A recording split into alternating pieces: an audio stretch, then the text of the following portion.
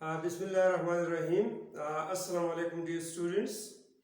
You are watching my YouTube channel Aerochem. Today we will discuss mole and chemical equation. आज हम मोल और chemical equation के हवाले से पढ़ेंगे. मोल ऑलरेडी प्रीवियस लेक्चर में हम मोल को डिस्कस कर चुके हैं कि मोल क्या है. आज हम केमिकल इक्वेशन उसको थोड़ा सा वो डिस्कस करेंगे and then we will discuss the relationship between mole and chemical equation. अगर आप देखते केमिकल इक्वेशन को हम इस तरह डिफाइन कर सकते हैं that the representation of a chemical reaction by using chemical formula and symbols is called chemical equation. Chemical equation को रिप्रेजेंट करने के लिए हम अगर फॉर एग्जांपल हमारे साथ मॉलिक्यूल्स है, कंपाउंड्स है, तो उसके हम केमिकल फार्मूले लिखते हैं. अगर हमारे साथ एटम्स है, एलिमेंट्स है, तो फिर हम उनकी सिंबल्स को कंबाइन करके मुख्तसर केमिकल इक्वेशन को हम रिप्रेजेंट करते हैं. This representation or expression is called chemical equation. Chemical equation को हम इस तरह भी डिफाइन कर सकते हैं that the short hand description of a chemical reaction is called chemical equation. मुख्तसर अगर हम केमिकल रिएक्शन को जाहिर करें तो this expression is known as chemical equation.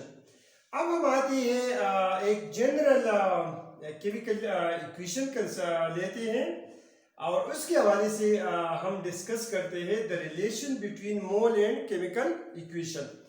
यहाँ पे एक एग्जांपल हम लेते हैं मैग्नीशियम, जो इसके फिजिकल स्टेट सॉलिड है. When it reacts with oxygen, जो गैस है, मॉलिक्यूल है, जब ये आपस में रिएक्ट करते हैं, हम इसको हीट करते हैं, तो इसके नतीजे में एक वाइट सॉलिड बन जाता है which is called magnesium oxide. अभी यहाँ पे इस इक्वेशन को हम बैलेंस करेंगे. मैग्नीशियम 2 एटम्स है, यहाँ पे भी 2 एटम्स है, 2 एटम्स ऑक्सीजन के हैं, तो यहाँ पे भी अगर आप ये कोएफिशिएंट 2 है तो ये भी ऑक्सीजन 2 एटम्स है. एक बात याद रखिए, जब हम स्टोइकोमेट्रिक कैलकुलेशंस करते हैं तो स्टोइकोमेट्रिक कैलकुलेशन में हमारे साथ रिएक्शन बैलेंस होगा, केमिकल इक्वेशन बैलेंस होगा. अगर बैलेंस नहीं है तो फिर हम ये जो रिलेशन है इसको मालूम नहीं कर सकते. ठीक है, तो यहाँ पे ये बैलेंस इक्वेशन है. इन टर्म्स ऑफ मोल्स अब हम आते हैं और देखते हैं कि ये केमिकल इक्वेशन मोल के बारे में हमें क्या इंफॉर्मेशन देती है, मास के बारे में हमें क्या इंफॉर्मेशन देती है. The reaction shows that 2 moles of magnesium react with 1 mole of oxygen and form 2 moles of formula units of magnesium oxide. 2 formula units बनाते हैं. यहाँ पे अगर आप रेशियो देखिए between magnesium oxygen and magnesium oxide, तो ये रेशियो है 2:1:2. ये कांस्टेंट रेशियो है. अब हम देते हैं कि in terms of mole 2 magnesium react करते हैं एक ऑक्सीजन मॉलिक्यूल के साथ और हमें देते हैं 2 formula units of magnesium oxides.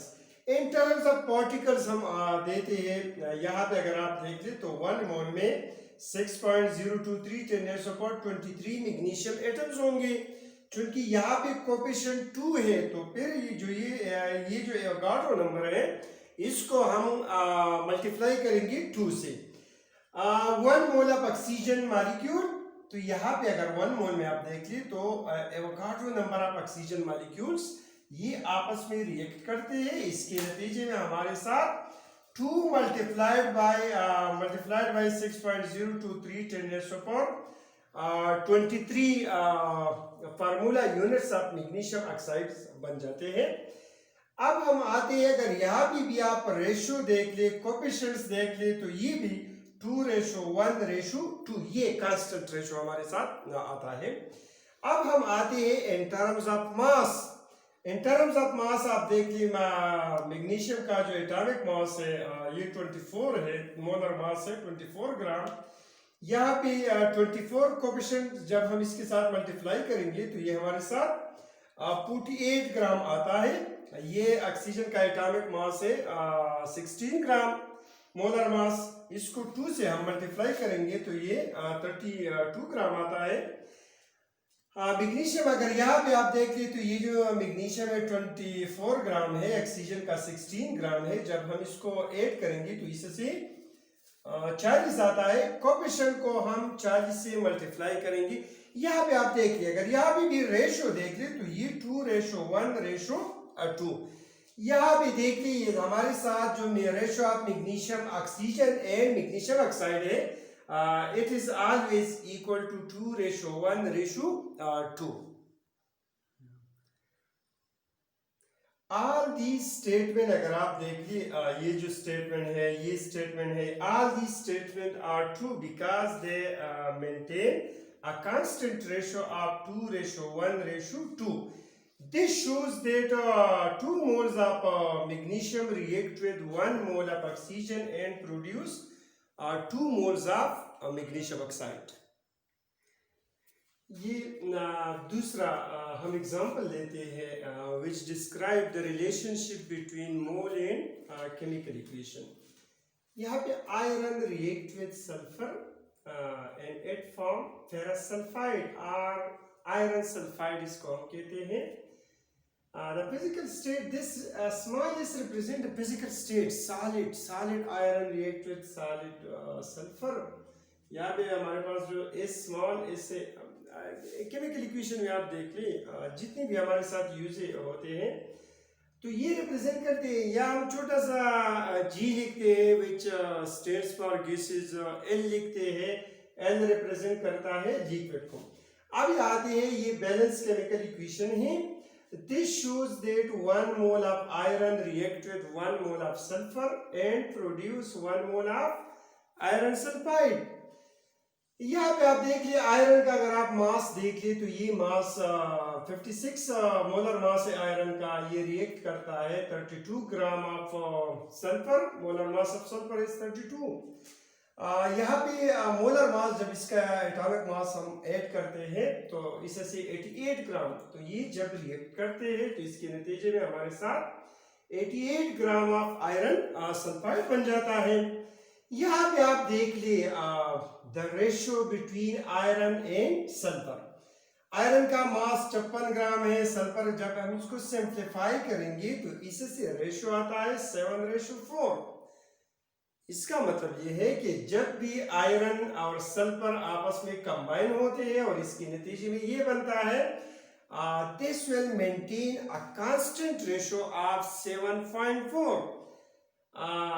यहाँ पे जो का इसका मतलब ये है कि ये जो सल्फर और आयरन और सल्फर का जो रेशो है it will always be in 7:4 ग्राम। अब हम देख लिए, अगर आप यहाँ पे हम 56 ग्राम आयरन लेते हैं, 32 ग्राम हम सल्फर लेते हैं, यूजुअली हम लेबोरेटरी वर्क में इतने ज्यादा अमाउंट नहीं लेते हैं, इसको हम कम लेते हैं। ठीक है, फॉर एग्जांपल इस मोल को हम 10 पे डिवाइड करते हैं। जब हम इसको 10 पे डिवाइड करेंगे तो इससे आ जाएगा 0.1 मोल।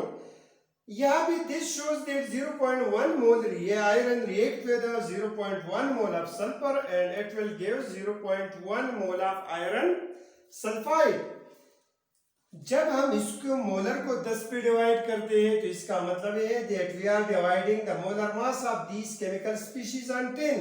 तो इसको भी हम 10 पे डिवाइड करेंगे तो इससे आ जाएगा 5.6 gram. Iron react with 3.2 gram of sulphur और इसका जो प्रोडक्ट होगा उसका मास होगा 8.8 ग्राम। अब हम देखो यहाँ पे हम सल्फर का जो अमाउंट है ये लेबोरेटरी वर्क में हम लेते हैं, सल्फर हम लेते हैं 3.2। ये अभी देखो इस रिएक्शन के लिए जरूरी है these are the stoichiometric quantities of reactants। अगर हमारे साथ 8.8 ग्राम आयरन सल्फाइड बनना है तो इसके लिए हम 5.6 ग्राम आयरन लेंगे, 3.2 ग्राम हम सल्फर लेंगे, तब हमारे साथ 8.8 ग्राम आयरन सल्फाइड बनेगा। अब हम आते हैं, हम सल्फर को 3.2 ग्राम नहीं लेते हैं, हम ज्यादा लेते हैं। लेट्स सपोज सल्फर हम लेते हैं 5 ग्राम। तो ये 5 ग्राम सल्फर 5.6 ग्राम आयरन के साथ रिएक्ट करेगा और इसके नतीजे में बन जाएगा 8.8 ग्राम ऑफ आयरन सल्फाइड। अभी देखो इसका जो अमाउंट ज्यादा है, इसका स्टोइकोमेट्रिक अमाउंट रिएक्शन में हमें रिक्वायर्ड है 3.2 ग्राम, हमने यहाँ भी दिया है 5 ग्राम, तो इसका जो स्टोइकोमेट्रिक अमाउंट है ज्यादा ली है। तो इस 5 ग्राम सल्फर से 3.2 ग्राम रिएक्शन में हिस्सा लेगा और ये जो 1.8 ग्राम है it will remain in excess. तो यहाँ भी रिएक्शन से हमें पता चलता है कि अगर सल्फर के मकदार ज्यादा है स्टोइकोमेट्रिक अमाउंट से, तो इसको फिर हम नाम देते हैं कि ये सल्फर एक्सेस रिएजेंट है। ये एक्सेस रिएजेंट है। आयरन चूंकि रिएक्शन में पहला कंज्यूम होता है, it controls rate of the chemical reaction, तो इसको हम नाम देते हैं लिमिटिंग रिएजेंट और लिमिटिंग रिएक्टेंट। अब ये बात ज़हन में याद रखिए that the amount of reactants must be equal to the amount of product। reactants का जो मास है ये प्रोडक्ट के मास के बराबर होगा, या हम इस तरह भी कर सकते हैं, कह सकते हैं that the number of atoms on the reactant side should be equal to the number of atoms on the product side। this is in accordance with the law of conservation of mass। अगर reactant ज्यादा है हमें कम product देते हैं तो फिर law of conservation of mass follow नहीं होता, देन हम नहीं कह सकते, अगर इक्वेशन हमारे साथ बैलेंस नहीं है तो फिर एग्जैक्ट अमाउंट ऑफ रिएक्टेंट्स और एग्जैक्ट अमाउंट ऑफ प्रोडक्ट हम मालूम नहीं कर सकते। तो जब हम केमिकल इक्वेशंस या केमिकल रिएक्शन के बारे में बात करते हैं, we have to follow the law of conservation of mass. इसका मतलब यह है कि mass of reactants should be equal to the mass of products. अभी आप देखिए हम ये जो मास ऑफ रिएक्टेंट्स है या मास ऑफ प्रोडक्ट है, इसको हम एक केमिकल इक्वेशन से कैलकुलेट कर सकते हैं। अभी अगर क्वांटिटीज आप देख ली रिएक्टेंट्स और प्रोडक्ट्स का, तो इसको हम मुख्तलिफ यूनिट्स में हम एक्सप्रेस करते हैं। For example mass of reactants and mass of products हम एक्सप्रेस करते हैं मोल में, एक्सप्रेस करते हैं मास में, एक्सप्रेस करते हैं वॉल्यूम यूनिट में हम इसको एक्सप्रेस करते हैं। तो यहाँ भी हमारे साथ अगर रिएक्टेंट्स मोल्स में है, हमसे पूछा जाता है कि calculate the mass of product and mass unit, तो यहाँ भी फिर हम कन्वर्जन करते हैं। मास ऑफ रिएक्टेंट्स हम कन्वर्ट करते हैं मोल ऑफ प्रोडक्ट में एज रिक्वायर्ड, जिस तरह हमसे पूछा जाता है। फिर उस यहाँ पे जो कन्वर्जन फैक्टर्स हैं, हम मोल को मोल में कन्वर्ट कर सकते हैं, मोल्स ऑफ रिएक्टेंट्स हम मोल्स ऑफ प्रोडक्ट में कन्वर्ट कर सकते हैं, और मोल्स ऑफ प्रोडक्ट को हम कन्वर्ट कर सकते हैं मोल्स ऑफ रिएक्टेंट्स, और we can calculate the moles of reactants from the moles of product, और moles of product can be calculated from the moles of reactants. Similarly mole mass conversion है, mass मास conversion है, मोल volume conversion है, mass volume conversion है, और volume volume conversion है। यहाँ पे एक बात ज़हन में याद रखिए कि ये जो कन्वर्जन है, कन्वर्जन फैक्टर्स है या कैलकुलेशंस है, ये मोल मोल ये हमें रिप्रेजेंट करता है, एक क्वांटिटी हमें दिया जाता है मोल यूनिट में, and it is asked to calculate other quantity reactants और product and mole unit, mass unit, volume unit वगैरह वगैरह। अब जब हम ये कन्वर्जन करते हैं, स्टोइकोमेट्रिक कैलकुलेशंस करते हैं, अमाउंट ऑफ रिएक्टेंट्स कैलकुलेट करते हैं और अमाउंट्स ऑफ प्रोडक्ट कैलकुलेट करते हैं, तो हमें कुछ चीजें ज़हन में याद रखनी चाहिए, कुछ assumptions है, we have to follow these assumptions। For example अगर हम एक कैलकुलेशन करते हैं, अमाउंट ऑफ रिएक्टेंट्स कैलकुलेट करते हैं और अमाउंट ऑफ प्रोडक्ट कैलकुलेट करते हैं, तो सबसे पहले हमें ये ज़हन में याद रखा कि रिएक्शन हमारे साथ कंप्लीट है। All reactants are converted, completely converted into products. देखो अगर हमारे साथ रिएक्टेंट्स सारे कन्वर्ट नहीं हुए हैं प्रोडक्ट में, then it is not possible to calculate the exact amount of product। तो सबसे पहले जो कंडीशंस है, जो assumption है, इसके लिए जरूरी है कि सारे जो रिएक्टेंट्स है they should be converted into product. दूसरा, साइड रिएक्शंस बिल्कुल नहीं होना चाहिए। अगर साइड रिएक्शंस हो रहे हैं तो फिर जो हमारे साथ प्रोडक्ट आता है, प्रोडक्ट का मिकदार फिर कम होगा। जो सेकंड assumptions है ये है कि हमारे साथ जो साइड रिएक्शन है ये बिल्कुल नहीं होना चाहिए। तीसरा जो assumptions है साइकोमेट्रिक कैलकुलेशंस के लिए ये जरूरी है, रिएक्शन शुड बी बैलेंस्ड। ये बहुत ज्यादा जरूरी है, क्योंकि स्टोइकोमेट्री हम कहते हैं that stoichiometry is based on balance chemical equations. अगर इक्वेशंस बैलेंस नहीं है then it is not possible to calculate the exact amount of products and the exact amount of reactants. तो स्टोइकोमेट्रिक कैलकुलेशन के लिए जरूरी है कि रिएक्शंस या केमिकल इक्वेशंस हमारे साथ जो होने हैं वो सारे बैलेंस होने चाहिए।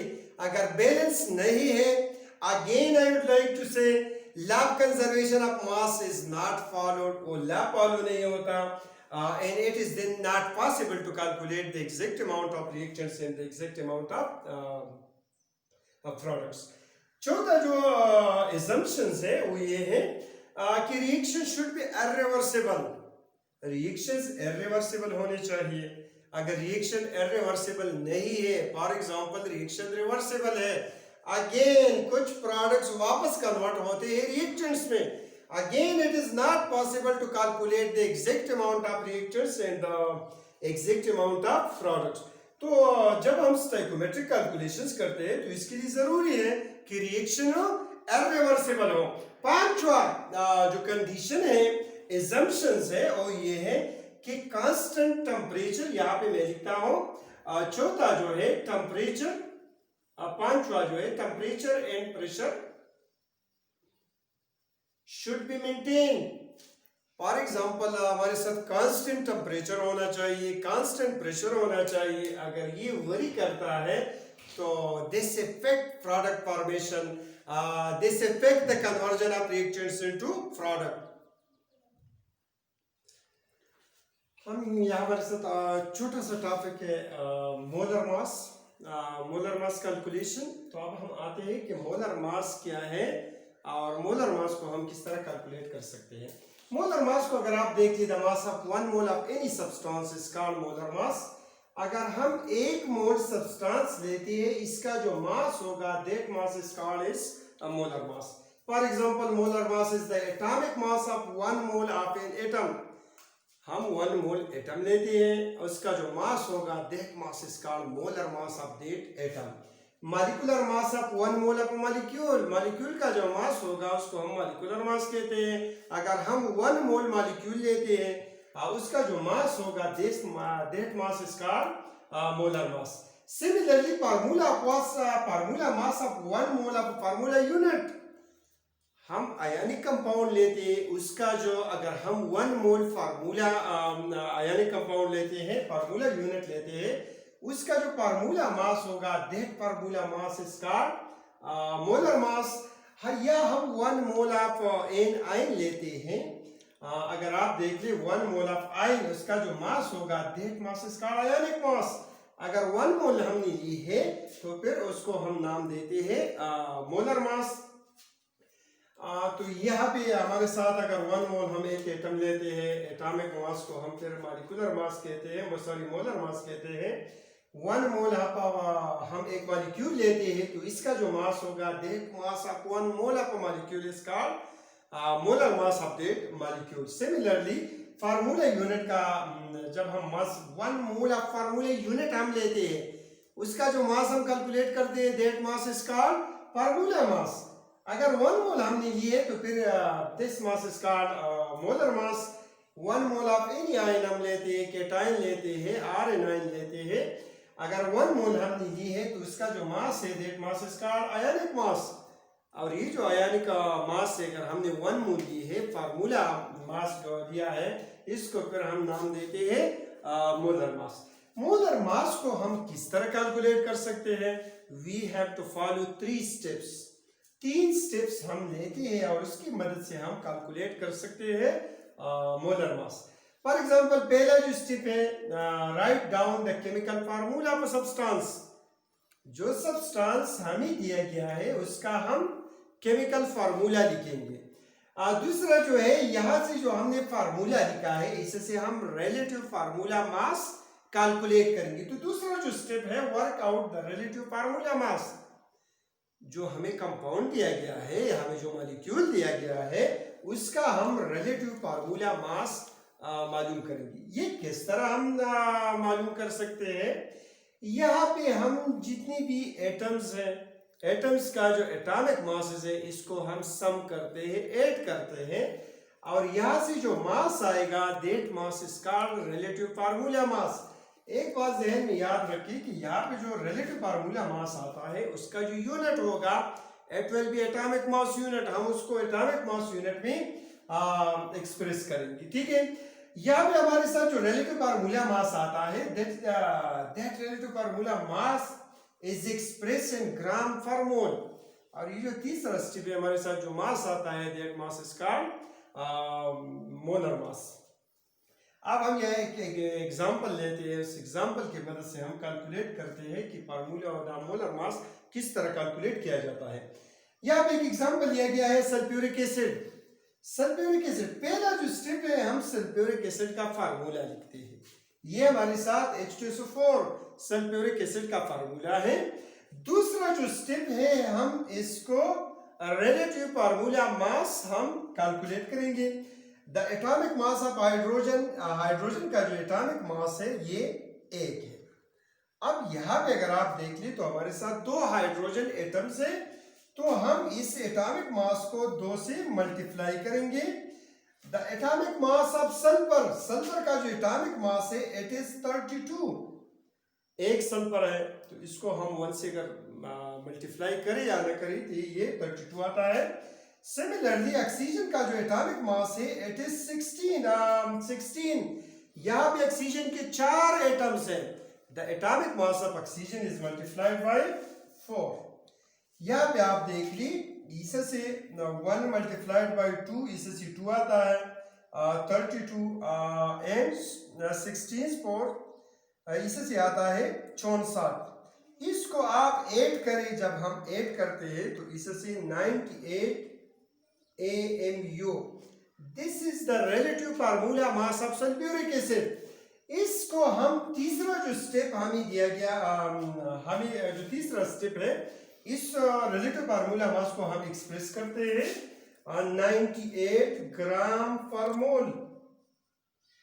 ये ग्राम per mole, 98 gram per mole is the molar mass of sulphuric acid. अगर हम 1 मोल ऑफ सल्फ्यूरिक एसिड लेते हैं तो इसका जो मास होगा इट इज ऑलवेज 98 ग्राम। एक और एग्जांपल आप यहाँ पे देख लें, calculate the molar mass of nitric acid. पहला जो स्टेप है, हमने नाइट्रिक एसिड का फार्मूला लिख लिया, write down the chemical formula of sulphuric acid. दूसरा जो स्टेप है इसको हम इस तरह के atomic masses of all atoms present in a molecule or a compound is added। इसका जो एटॉमिक मास, जितने भी एटम्स यहाँ पे मौजूद है इसका एटॉमिक मास हम ऐड करेंगे। यहाँ पे एक हाइड्रोजन है, the atomic mass of nitrogen is 14। एक नाइट्रोजन एटम है, 3 सल्फर एटम्स है, तो ये जो ऑक्सीजन एटम्स है, ऑक्सीजन एटम का एटॉमिक मास 16 है। 16 को हम जरब देंगे 3 से। जब इसको हम ऐड करेंगे 1 + 14 + 16, 3 से हम जब मल्टीप्लाई करते हैं तो इससे 48 आता है। अब ये मास अगर आप ऐड कर ले तो इससे 63 AMU। This 63 AMU is the relative atomic mass. इसको अगर हम एक्सप्रेस करते हैं 63 ग्राम पर मोल, तो इसको हम कहते हैं कि this is the molar mass of nitric acid.